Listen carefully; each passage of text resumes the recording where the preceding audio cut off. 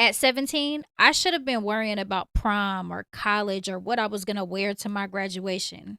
But instead, I was looking at my second positive pregnancy test and wondering how much more my life could take.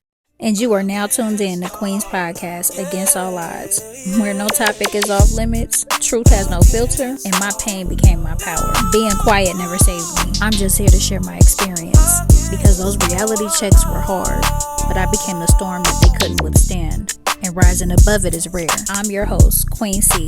And around here, we don't sugarcoat. We turn our stories into strength and figure this shit out. I have never been the type to blame anybody else for the choices that I decided to make, no matter what age I was. But when I tell you, it felt like every time I got a little piece of stability or I felt like things were moving in the right direction, life would throw me some type of curveball. This was one of those moments. But first, let me just say thank you to everybody who has came back to watch episode 3 with me.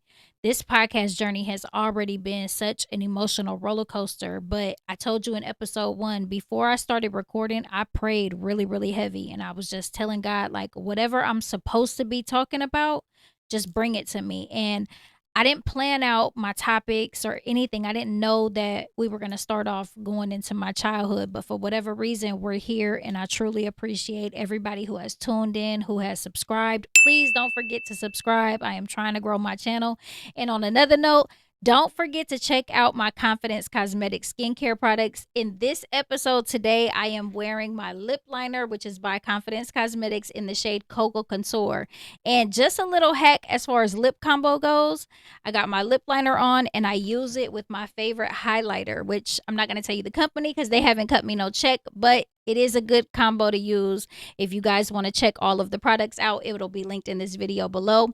But again, I just want to tell you, I truly, truly appreciate everybody who's been here. I had already found out that I was pregnant shortly before I got kicked out of the group home. And I had just planned on hiding it until I transitioned out.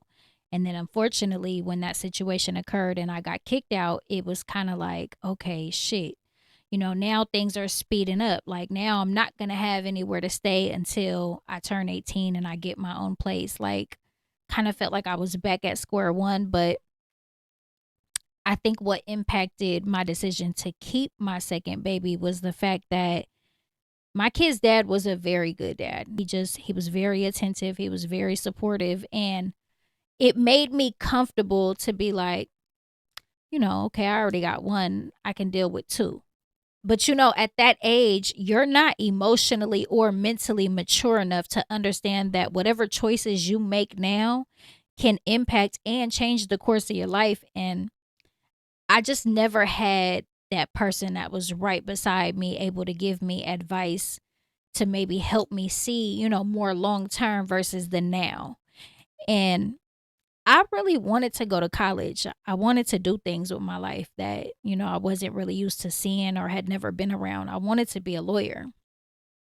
And it was a trip because although I had missed so many different periods of school in my childhood, for whatever reason, it was always really easy for me to catch up. Like that just had to been a blessing from God that I was able to, you know certain things or just, like I said, just keep up. And I was really into school. I loved school. I loved learning.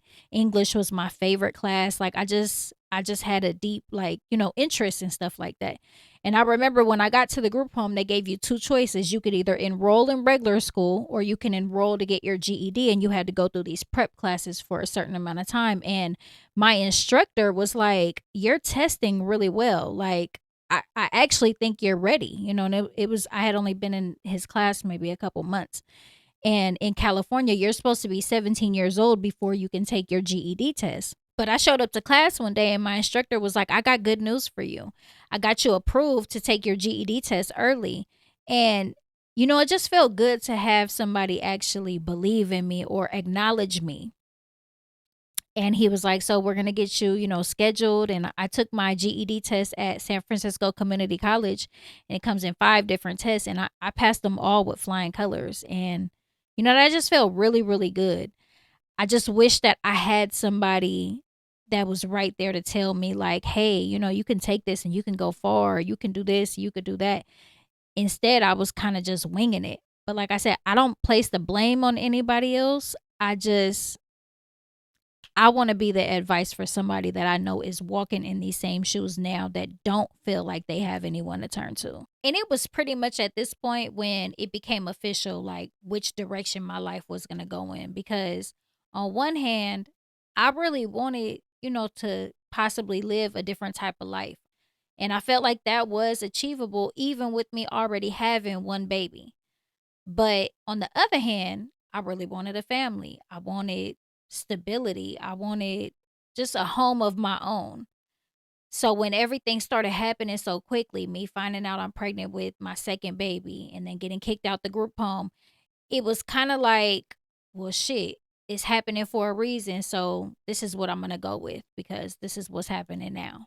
So now, fast forward, we're back in my city. I'm pregnant with my second. We finally get our own place. And while we were busy building our family, is when I feel like the big breakdown came between my in laws and I. Now, of course, at the time, we weren't married, but we were still a very solid couple. Everything was household first, kids first. We were pretty much glued at the hip. And, I got to give credit where it's due. So I will say that one thing that has always been very, very apparent is the fact that my kid's dad was raised right. You can tell that, his mother taught him a lot of good things. Very, very well mannered, very respectful, very courteous, knows how to clean up after himself. And, that comes from home. However, on the flip side, the way their family dynamic was, it was like she's a single mom, he's the oldest, and she like leaned on him as being the man of her household. So anybody who was stepping into that was kind of like stepping in her way. Therefore, it wasn't welcomed. Like I never felt welcomed. I also never felt like my daughter was welcomed. And now I'm pregnant with our second. And I think my kid's dad kind of sensed that a little bit. So he kept us at a distance for the most part. But I remember from the very beginning him always telling me, I don't want you hanging with my sister. She's messy, she's fast, she be lying, and I just don't got time for that shit. And I remember like, what you hiding? Why you don't want me around your sister? Like you don't want her telling your business on something. And part of that was true, which I found out later. But I felt like when he went to jail, it it felt like I was closer to him when I was around his family. So I started hanging with her a lot and letting her come to my motel. We became friends. And a hard head make a soft ass. Like I started to see the things that he used to always tell me, but I just was ignoring the red flags. Like, me being in the streets, I knew a lot of people and I hung with a lot of dudes. I had a lot of male partners because that's what I grew up around. So there would be little things that, I would notice. One of my close partners seen me sitting in front of their house one time. He was next door visiting somebody over there. And this dude's like double my age. So he's double both of our age. And he was like, what you doing over here? I said, oh, I mess with dude. And he was like, what? Like, I'm fucking his sister. Whoa, whoa. Now, mind you, I know he's married. He got like 7 kids. And I'm like, hell nah, J Rock.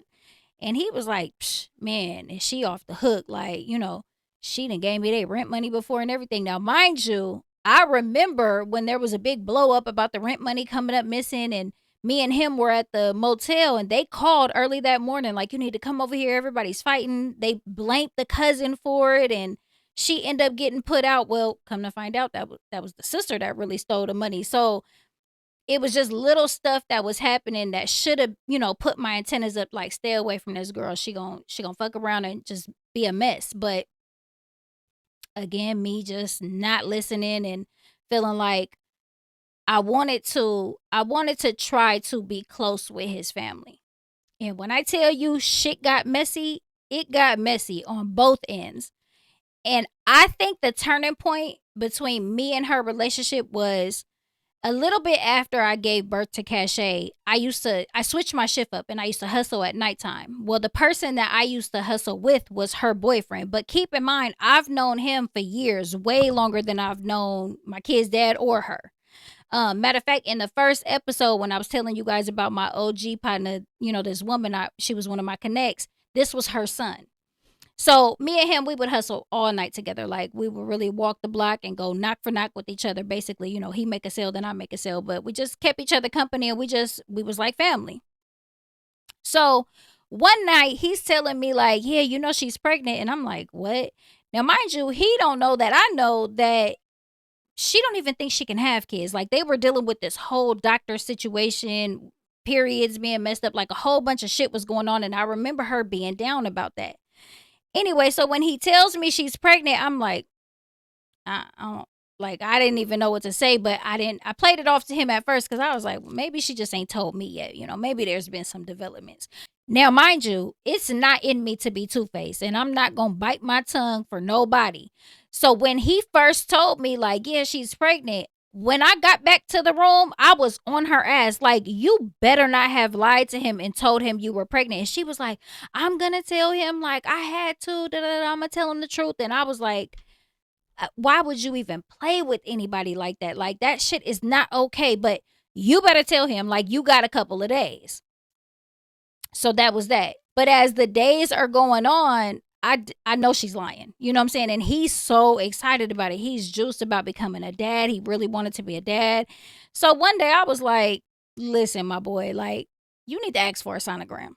You need to ask to see a sonogram. So he was like, all right, like, he didn't think nothing of it. Next day or two, he was like, yeah, I asked her to see the sonogram, and she told me that her mom sent it to her dude in prison. The mom had a boyfriend that was in prison. He said her mom sent it to the boy. I said, wait a minute. So you mean to tell me that she's pregnant and her mom knows? And he was like, yeah. And I was like, yeah, I doubt that. And from that moment on, it was like she had an underlying issue with me. But I felt like I don't give a fuck how you feel. I told you don't play with nobody like that. Why would I let you lie to my boy? This is my boy. Like, I told you don't play with nobody like that. You chose to do it. So I don't give a fuck how you feel, really.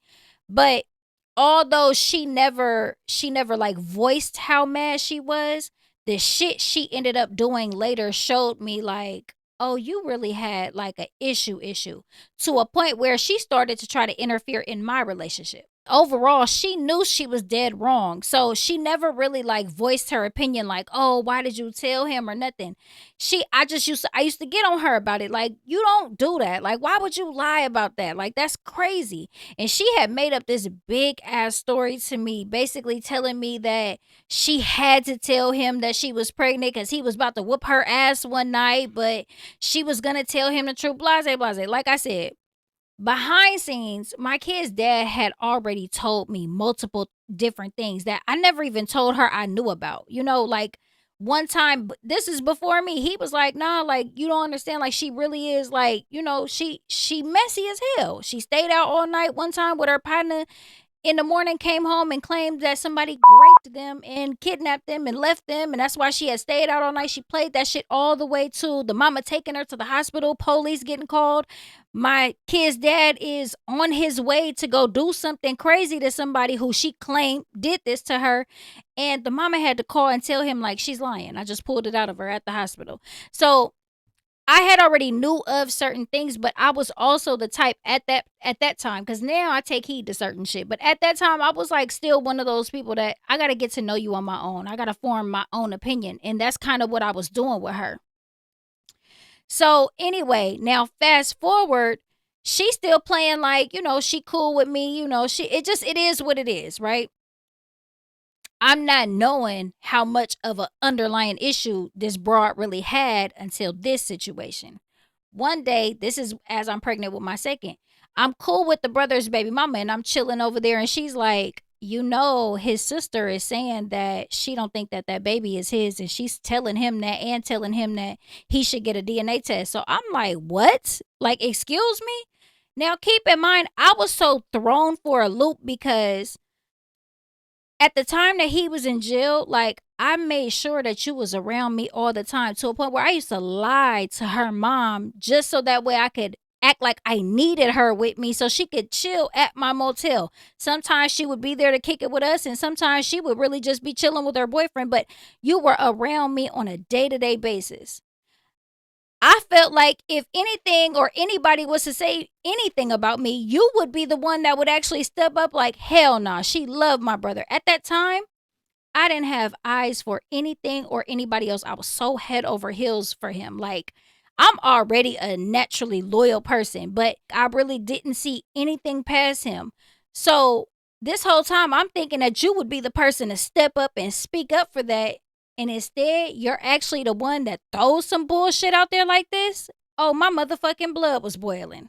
So now around this same time, we're starting to spend a lot of time at his dad's house. And one thing about his dad and his stepmom, from the minute they met me, they were so welcoming. They loved me and I loved them, especially his stepmom. Like, I always just still to this day, this woman is like one of the closest people to me. Like, I love her whole entire life, but she always welcomed me. They always like loved on my daughter. At the time, I only had one, but even when he was in jail, when I first gave birth to Cache, they knocked on my door one day at the motel and like, hey, like, are you his baby mama? Like, we heard he had the baby. We just wanted to come see her. Like, that meant a lot to me. The fact that somebody, put the effort into, they don't know me. They didn't know me at all, but they put in the effort to come meet my baby and they brought her a bunch of stuff. And every time we went around him, he lived in another city over, so it wasn't like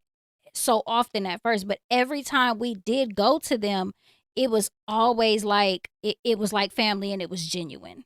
And he told me the mama didn't like that. He was like, that's one thing, she get jealous when I'm cool with my dad. And so I think that us being as close as we were with the dad and starting to spend more and more time with him, it caused the mom to be, I don't know if she blamed me or if she looked at me like I'm just, I don't want to be around her, but it put that gap in it. And now I got this issue with her daughter, which led, it just got real fucking messy. So one day we're at the dad's house. The sister pops up. Now, mind you, I'm always respectful. I try to respect, especially my elders. Like, I'll respect their house. So even though I wanted to confront her on the shit that I heard, I chose not to. I was just like, okay. So she came in. She didn't speak to my daughter. Matter of fact, she walked right over my daughter and picked up his other nephew that was there. Cool. Not a problem. You ain't got to say shit to mine. Matter of fact, I don't even want you to. But anyway, when she was leaving out, she's talking to the stepmom and the dad outside. And when they come in, they like, what's going on with you guys? Because she just said she got something to tell us about her brother and his baby mama. And I'm like, why she just didn't say it then? Like, this is what I'm thinking. I don't say much because, like I said, I try to, and I know it's a new relationship between me and the dad and the stepmom. So I'm not really saying too much, but I'm like, bitch got her motherfucking nerve. Okay. So a short time after that, I bump into her at the brother's house. Now, at this time, I'm like 7 months pregnant, almost 7 months pregnant. And when I see her, I'm like, so what you got to say about your brother and his baby mama? And she was like, what? Like, and we just start fighting. And I'm not going to lie, this heifer was big. So she was getting the best out of me. But one thing that stuck out to me is, mind you, instantly my kid's dad and his other partner right there, they breaking it up. She kept trying to kick me in my fucking stomach. Like, and I mean, like aggressively. Like, they were breaking us up, and I'm like, one of them had me on the bed and she's on the floor, and she keeps like kicking up and kicking my stomach and kicking my stomach. Then it dawned on me, are you jealous because I'm pregnant? And at this point, you can't get pregnant? And my kid's dad is noticing it too. So now he like, bitch, what the fuck? Like, now he roughing her up. And she like, oh, you guys are jumping me. Like, but it's like, no, bitch, we could easily stand up and square up. But you are purposely trying to kick me in my stomach. Like, but that right there let me know, like, sometimes the motherfuckers will really be jealous. And that's genuinely how I felt. And that's just what it was. Like, the relationship just, it was over with after that. And there's no need for you to be in my kid's life. You didn't put in no work to act like an auntie, and shit, stand on what you said. You don't think that that's your brother, baby. It is what it is. Now, one thing about me, I'm a Virgo. I ain't gonna cross you first. But once you take it there with me, I am gonna cross you worse. So the very minute that the brother's baby mama had told me all the shit about her saying that they didn't think it was his baby, and mind you, when I say they, she was referring to the sister and the mom. They don't think it's his baby. They're telling him he should get a DNA test, blase, blase. I was like, I was out for blood. Number one, first and foremost, run that DNA test because I ain't been with nobody else. So I don't have a question. And now I want you to get the DNA test because that's going to backfire on her for saying it. Like, once he realizes that this is his baby, he's going to be mad at you for even trying to plant that seed and even trying to put that bullshit out there. But he was against it. He was like, I don't need no motherfucking DNA test. Like, I know that's my baby. Let the messy shit go. But in the back of my mind, I was like, I'm not letting shit go. Like, you got me fucked up. Don't play with me about my kids. And especially don't play with me about my relationship plus my kids. Nah, I'm not letting shit go. That was my mind frame at the time. So I want to say some time had passed, at least a couple years. And I know a lot of people. So I always know somebody that knows somebody that knows somebody, and I always got my ear to the streets. So at one point, I hear she fucking with this dude. And I don't know dude personally, but I know of him and I know he's into pimping. So I was like, if she fucking with him, she got to be hoeing. Now, like I said, I was out for blood. So I'm not saying this part is right, but I definitely did it with a purpose. So we're at the daddy's house one time, and this is after I had already heard, okay, she fucking with dude. I know he's pimping. Then I finally hear like, yeah, she's hoeing. So while we're at the daddy's house, I get to turn it into, Inspector Gadget. That's me. I definitely could find out some shit. So I get to look at some shit up. And sure enough, I find her prostitution ads on this like prostitution site that was around back in the day. And I'm like, oh, what do we have here? Not Miss Goody Two Shoes. Like, not Miss Goody Two Shoes on the prostitution site with her ads posted. And the pictures that she used was taken in the mama house because I could see the background. Like, I'm like, ain't this your sister? And this a prostitution site. And these pictures she took in your mama house. And I definitely showed the dad. And I definitely didn't give a fuck. Like, I told you don't play with me. And since you wanted to play with me with bullshit, now I'm going to hit you with facts and we're going to see whose feelings get hurt worse. You're bad. So after that, we were just always real distant. And then it was like, even outside of the situations that had happened with me and the sister, I'm hearing about all kind of other shit that, she got going on with other people. And it just got to a point where it was like, you just look at a person's character and you like, let me just stay away. Like, girl, you can't even be trusted around your own sister's husband. I definitely don't want you a part of my life. And I faulted the mom a lot because I felt like she condoned it in a sense because you never put your daughter in her place. But I also felt like a lot of that came rooted because she didn't like the fact that I played a part in him being as close with his dad as he was. But I shouldn't have been blamed for that because that's what he wanted to do. He built that bond with his dad, and it was just the fact that they embraced us as a family. They embraced me as a daughter. Like, I love those people. They loved me back. They loved my kids. So yeah, we spent a lot of time with them, but that's because there was never any open arms on the other end. I didn't get that from his mom. My kids didn't get that from his mom. There was always a real big separation. And the way that I felt my kids were treated compared to how the brothers' kids were treated, that was always a problem for me. And I looked at it like, once you play with my kids, like, I'm never going to look at you the same. Like, never. And I'm not gonna lie, although, I had a lot of good going on, I also sometimes it just felt like really, really heavy. Like the drama with his family. I'm trying to mentally prepare for getting ready to have another baby. I'm working at the time. Like sometimes it just got heavy and a lot to deal with. But in turn, it also made me and him like a lot closer. Like at the end of the day, he was like all I had. And I was happy to be, in a house and raising our baby, and it felt good. But again, it was just sometimes it was a lot. And now that I'm older, I can look back and I realize like I still made a lot of mistakes because you think you got it all figured out at that age, but you really, really don't. Like I got approved for that spot right before I turned 18, and I turned 18 in September.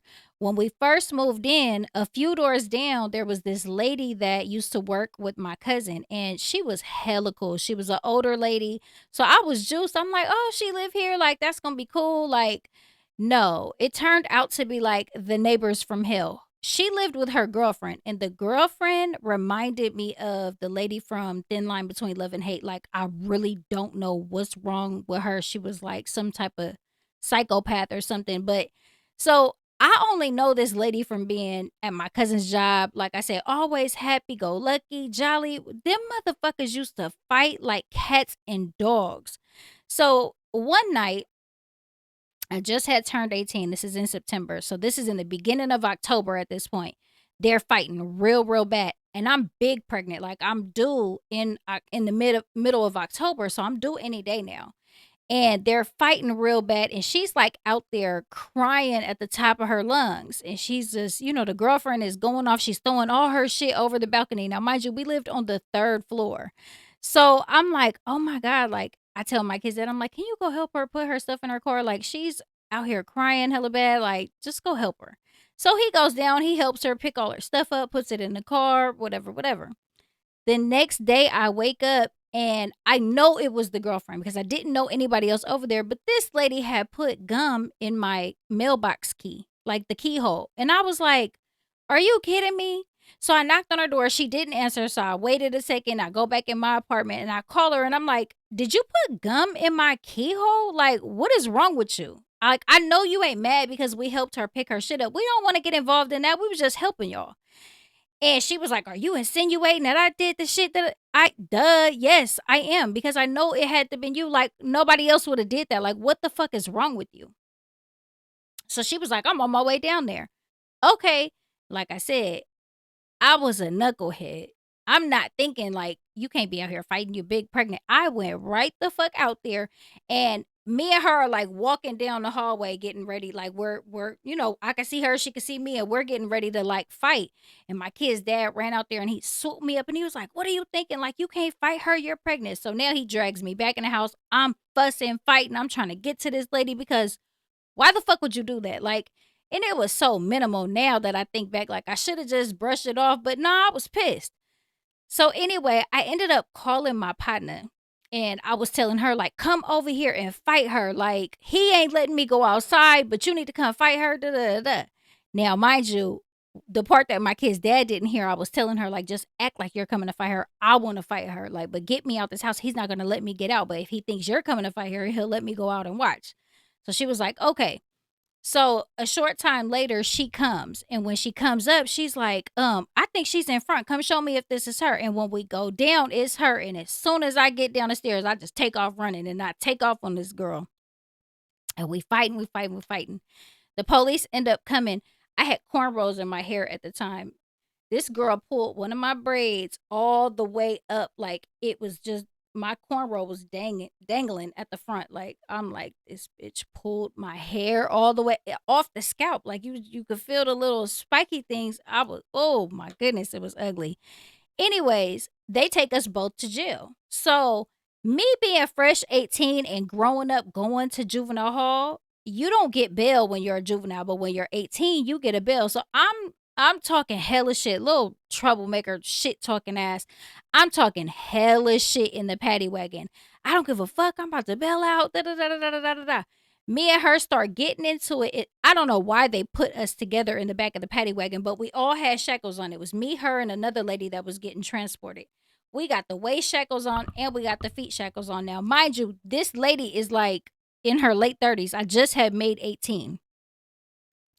When I tell you she leaned back and started kicking me, she's hella tall, so her legs were hella longer than mine. So she starts kicking me. And the lady in the back with us, she's screaming like, hey, stop, she's pregnant. So the paddy wagon pulls over. The officer gets out, and when he comes to the back, this bitch stops kicking. But by this point, I'm pissed off because you done got more kicks in because you're tall. So when she stopped kicking, I started kicking. And by the time they opened the back of the paddy wagon, all they seen was me kicking her. So I caught the extra charge. So now I'm still not tripping when we get to the jail because I'm thinking that I could bail out. Well, I get there. It's a Thursday at this point.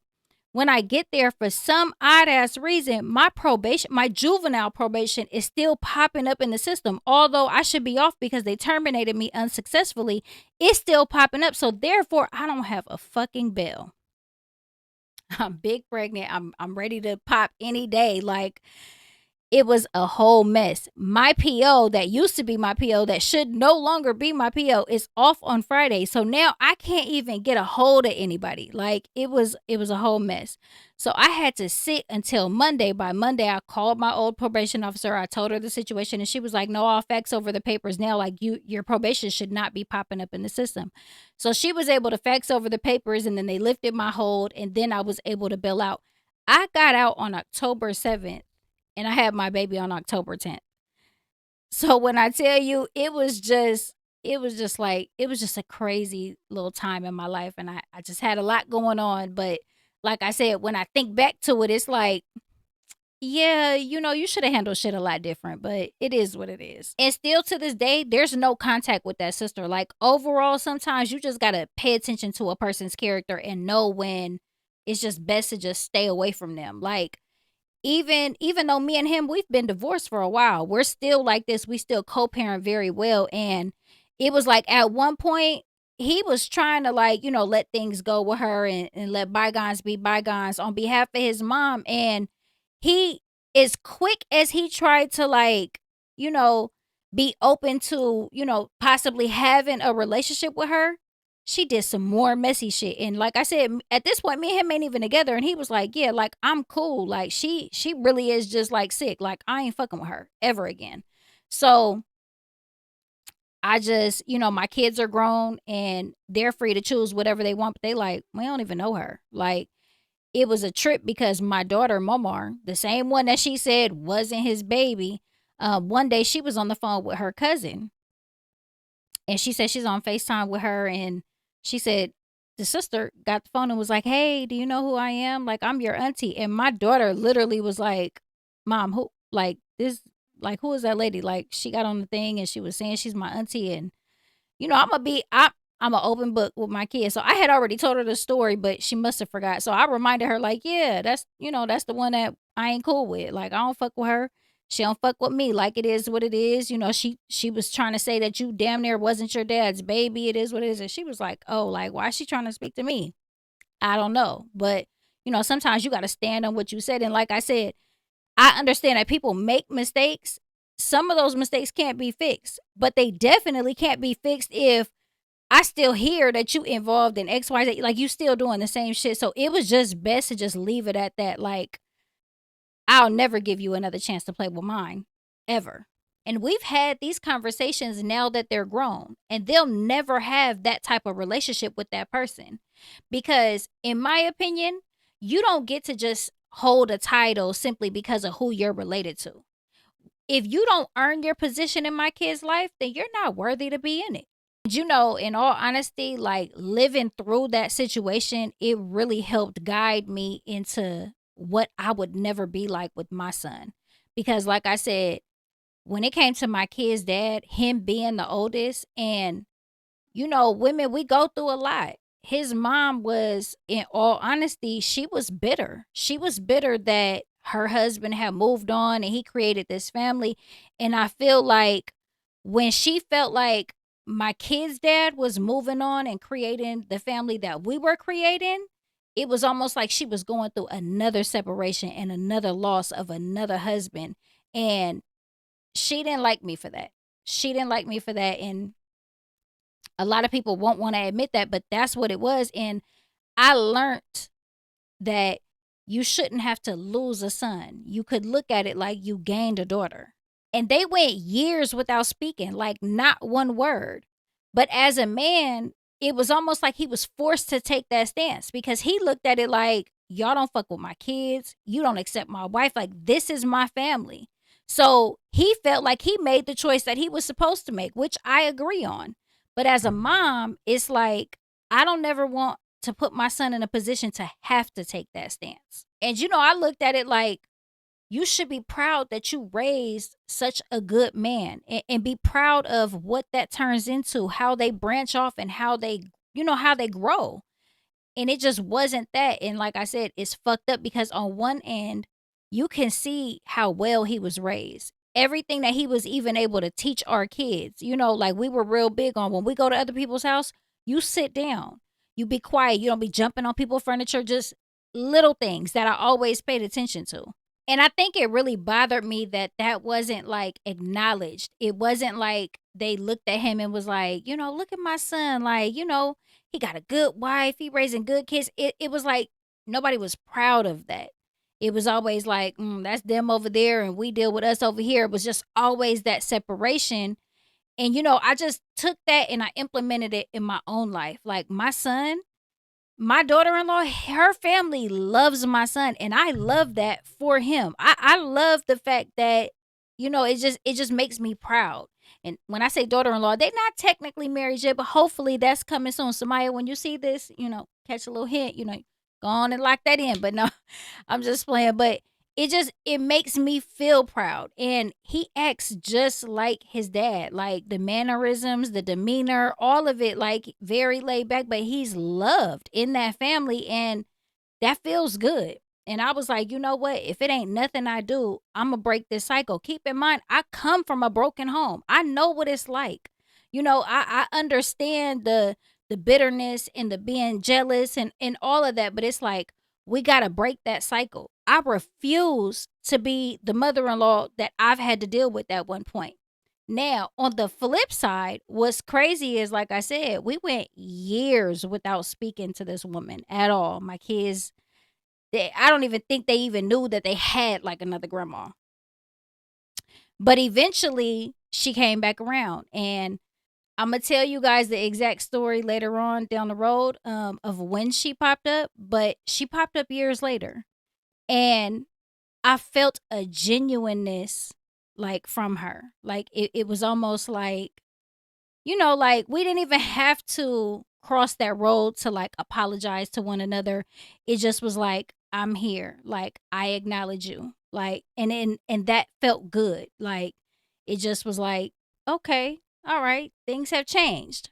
And it was almost like when she came back around, she came back as a healed version of herself. And it allowed her to have that, just that mutual respect that we should have had from the very beginning. Like she always had a reason to be proud that she raised such a good man.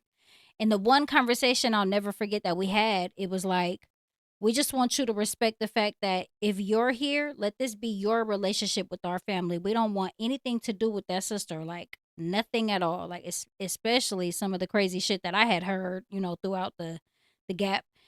And she really respected that. She was like, "No, I'm here for me.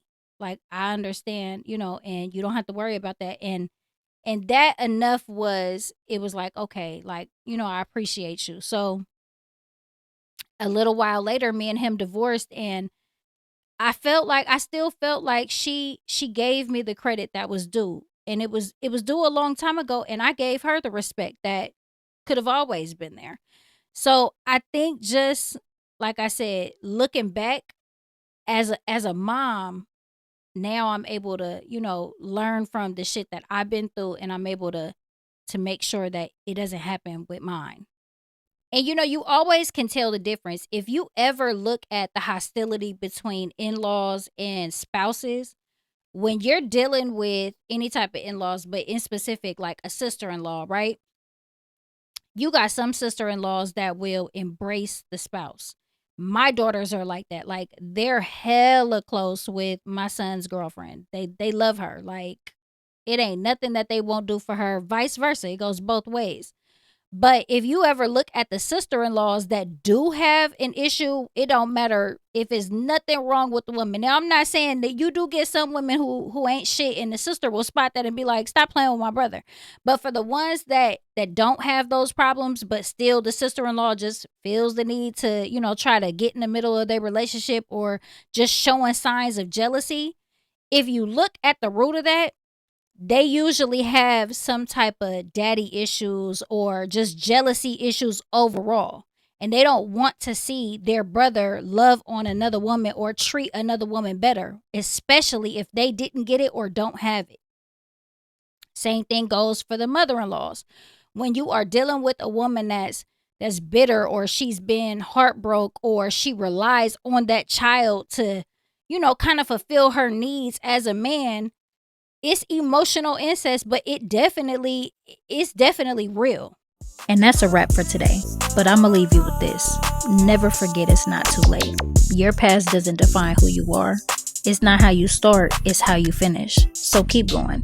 This ain't just a podcast, it's a movement. So be a part of it. Like, follow, share, and subscribe. I'm building a space for everybody out there trying to rebuild what life tried to destroy. Us. Thank you for tuning in to Queen C's Against All Odds podcast. I'll see you next week with more truth, more tea, and more transformation. I'm out, y'all.